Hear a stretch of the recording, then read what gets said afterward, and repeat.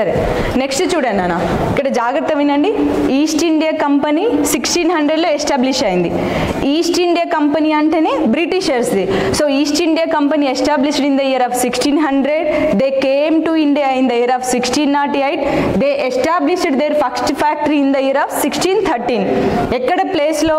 సూరత్ అనే ప్లేస్లో వాళ్ళు ఎస్టాబ్లిష్ చేసుకున్నారు. రిమెంబర్ నాన్న, మీరు ఇక్కడ ఒకటి అబ్జర్వ్ చేయండి. పోర్చుగీస్ వాళ్ళు కాలికట్కి వచ్చారు. కాలికట్ ఏ రాష్ట్రంలో ఉంది నాన్న? కేరళ.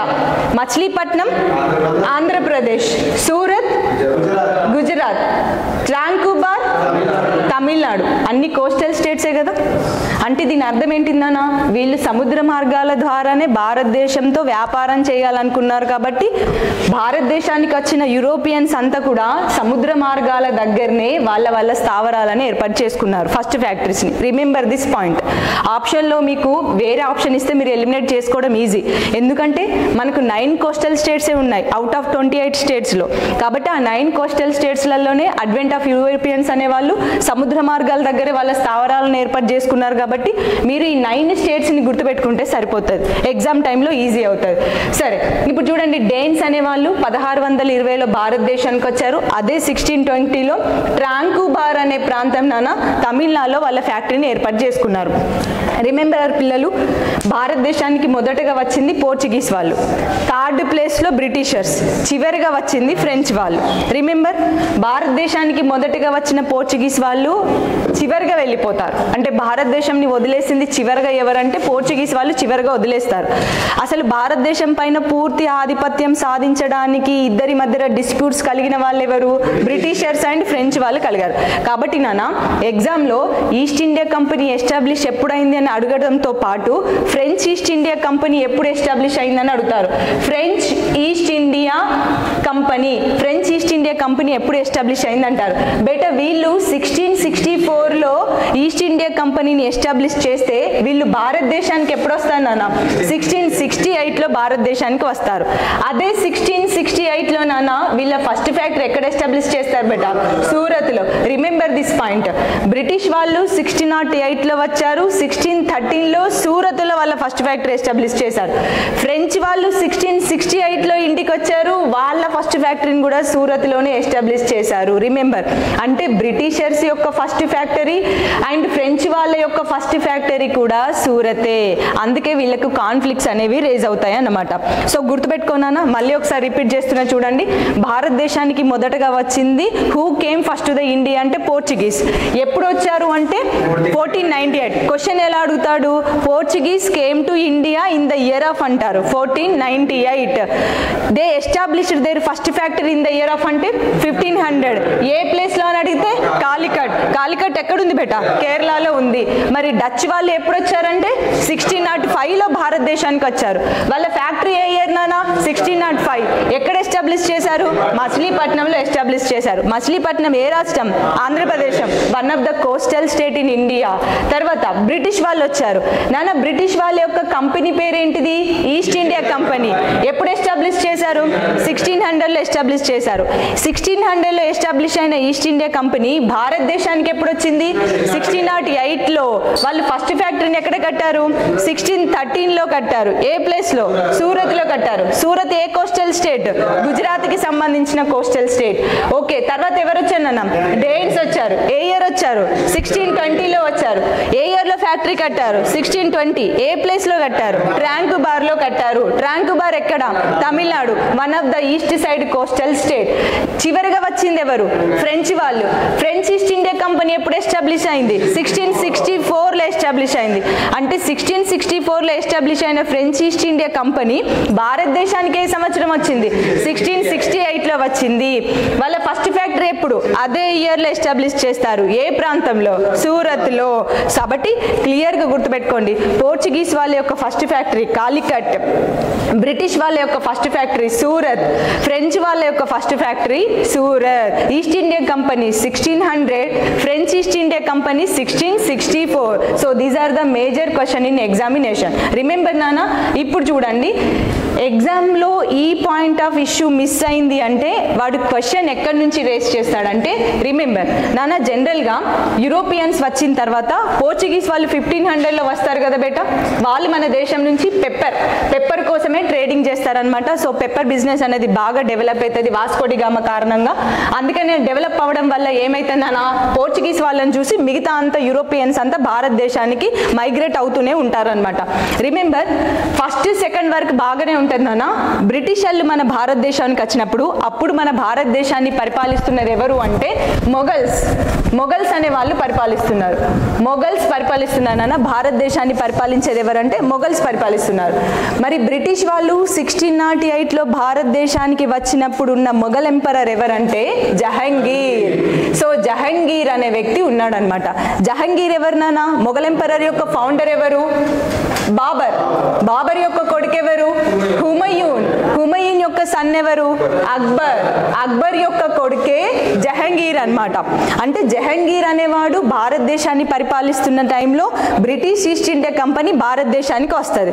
కానీ జహంగీర్ పర్మిషన్ ఇస్తాడా? పర్మిషన్ ఇవ్వడు. థామస్ మన్రో అనే వ్యక్తి వస్తాడు బేట. ఆయన రావడం వల్ల జహంగీర్ ఏం చేస్తాడు? బ్రిటిష్ వాళ్ళకు పర్మిషన్ ఇస్తాడు. అందుకే బ్రిటిష్ వాళ్ళు ఇండియాకి 1608లో వచ్చినా వాళ్ళ ఫ్యాక్టరీ కట్టుకోవడానికి ఎందుకు లేట్ అయిందంటే జహంగీర్ కారణంగా లేట్ అవుతుంది. సో జహంగీర్ పర్మిషన్ ఇచ్చిన తర్వాత 1630లో వాళ్ళ ఫస్ట్ ఫ్యాక్టరీని సూరత్లో ఎస్టాబ్లిష్ చేస్తారు. మనకు అడుగుతాడు ఎగ్జామ్లో, బ్రిటిష్ వాళ్ళు భారతదేశానికి వచ్చినప్పుడు భారతదేశాన్ని పరిపాలిస్తున్న మొఘల్ ఎంపరర్ ఎవరంటారు? Jahangir. Who give the permission to the British east India company to establish their factory in India అని అడుగుతాడు. జహంగీర్. అంటే భారతదేశంలో British east India company start చేసుకోవడానికి పర్మిషన్ ఇచ్చిన మొఘల్ చక్రవర్తియే ఈ జహంగీర్. గుర్తుపెట్టుకోండి, ఎవరి కొడుకు అంటే అక్బర్ యొక్క కొడుకు. క్లియర్ బేటా? రిమెంబర్ ఇక్కడ రెండు విషయాలు నానా, east India Company 1600, French East India Company 1664 గుర్తుపెట్టుకోవాలి. సరే, ఇందాక ఒకటి అనుకున్నాం కదా, పోర్చుగీస్ వాళ్ళు మొదటిగా భారతదేశానికి వచ్చారు, చివరిగా భారతదేశాన్ని విడిచిపెట్టారని. ఒకవేళ అడ్వెంట్ ఆఫ్ యూరోపియన్ సంబంధించి పిల్లలు క్వశ్చన్ అనేది ఈస్ట్ ఇండియా కంపెనీ మీద రేజ్ అవ్వలేదంటే దీనికి రిలేటెడ్ క్వశ్చన్ అడుగుతాడు. 1498లో వచ్చిన పోర్చుగీస్ వాళ్ళన భారతదేశాన్ని ఎప్పుడు విడిచిపెడతారంటే 1961లో విడిచిపెడతారు. అంటే మన దేశాన్ని వదిలి వాళ్ళు వాళ్ళ దేశంలోకి ఎప్పుడు వెళ్ళిపోయారంటే 1961లో వెళ్ళిపోతారు. అంటే దీని అర్థం ఏంటిది?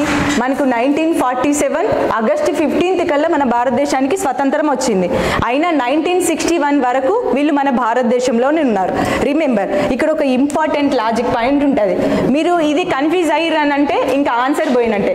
జనరల్గా వినండి నాన్న, పోర్చుగీస్ వాళ్ళు వచ్చిన తర్వాత వాళ్ళదే హవా కాబట్టి ఏమైంది అని అంటే పోర్చుగీస్ వాళ్ళు వాళ్ళ యొక్క ఫ్యాక్టరీస్ని భారతదేశంలో ఉన్న డిఫరెంట్ కోస్టల్ ఏరియాస్లలో స్ప్రెడ్ చేస్తారనమాట. తర్వాత వాళ్ళు ఏం చేస్తారంటే నాన్న, పోర్చుగీస్ వాళ్ళ ఫస్ట్ ఫ్యాక్టరీ ఎస్టాబ్లిష్ అవుతుంది కదా బెట. సో పోర్చుగీస్ యొక్క ఎంపరిజం అనేది మన ఇండియాలో స్టార్ట్ అవుతుంది. అందుకనే పోర్చుగీస్ వాళ్ళు ఏం చేస్తారు అంటే వీళ్ళకు ఒక రాజధానిని కావాలనుకొని రాజధానిని క్రియేట్ చేసుకుంటారు. ఏ ప్రాంతంలో క్రియేట్ చేసుకుంటారు అంటే కొచ్చిన్లో క్రియేట్ చేసుకుంటారు. What the the capital city of Portuguese అంటారు. క్యాపిటల్ సిటీ ఆఫ్ పోర్చుగీస్ అంటే బేట కొచ్చిన్ అనే ప్రాంతం అనేది వీళ్ళ క్యాపిటల్ సిటీ. రిమెంబర్, ఇక్కడ చాలా లాజిక్ ఉంది. పోర్చుగీస్ వాళ్ళ ఫస్ట్ ఫ్యాక్టరీ ఎక్కడంటే కాలికట్. వాళ్ళ క్యాపిటల్ సిటీ ఏది అంటే కొచ్చిన్. బేట ఈ కొచ్చిన్ అనేది ఒక 20 సంవత్సరాలు పోర్చుగీస్ వాళ్ళ రాజధానిగా పనిచేస్తుంది. ఎప్పుడైతే 1530 వస్తుందో నాన్న, 1530లో వీళ్ళు ఏం చేస్తారంటే వీళ్ళ క్యాపిటల్ సిటీని కొచ్చిన్ నుంచి ఎక్కడికి షిఫ్ట్ చేస్తారు బేట? గోవాకి షిఫ్ట్ చేస్తారు.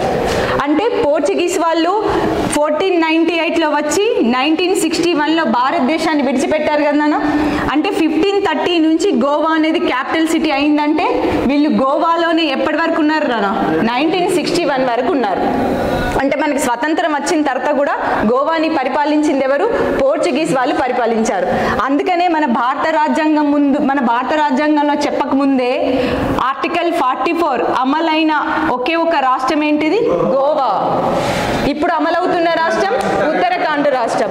అంటే పోర్చుగీస్ వాళ్ళు గోవాని పరిపాలించారు కాబట్టి యూనిఫామ్ సివిల్ కోడ్ అనేది ఆల్రెడీ ఎస్టాబ్లిష్డ్ అయిన స్టేట్ గోవా. ఇదిగో ఈ గోవాని వీళ్ళు 1961 వరకు పరిపాలించారు. అందుకే మనం ఏం చేశానన్నా, మనకి స్వతంత్రం వచ్చిన తర్వాత గోవాని మనకి ఇవ్వమని చెప్పడానికి మనం ఒక యుద్ధం చేస్తాం. ఆ యుద్ధం పేరేంటి నాన్న? ఆపరేషన్ విజయ్. ఆపరేషన్ విజయ్ పేరుతోని 1961లో లిబరేషన్ ఆఫ్ గోవా పేరుతోని మనం గోవాని లిబరేట్ చేస్తాం, గోవాని స్వతంత్రీకరిస్తాం. అలా 1961లో పోర్చుగీస్ వాళ్ళ నుంచి గోవాని భారతదేశం ఆక్యుపై చేసుకున్న తర్వాత 1987లో భారతదేశంలో 25th స్టేట్గా గోవాని ఎస్టాబ్లిష్ చేస్తాం. వాట్ వాజ్ ద 25th స్టేట్ ఆఫ్ ఇండియా అంటే గోవా. ఎప్పుడైందంటే 1987. Liberated Goa in the year of అంటే 1961. ఎవరి నుంచి లిబరేట్ చేశామంటే పోర్చుగీస్ వాళ్ళ నుంచి లిబరేట్ చేశాం. మరి పోర్చుగీస్ వాళ్ళకి గోవా ఎప్పటి నుంచి క్యాపిటల్ సిటీగా ఉంది? 1530 నుంచి క్యాపిటల్ సిటీగా ఉంది. మరి పోర్చుగీస్ వాళ్ళ యొక్క ఫస్ట్ క్యాపిటల్ సిటీ ఏంటన్నా? కొచ్చిన్. వాళ్ళ ఫస్ట్ ఫ్యాక్టరీ ఎక్కడ? కాలికాట్. Remember this point.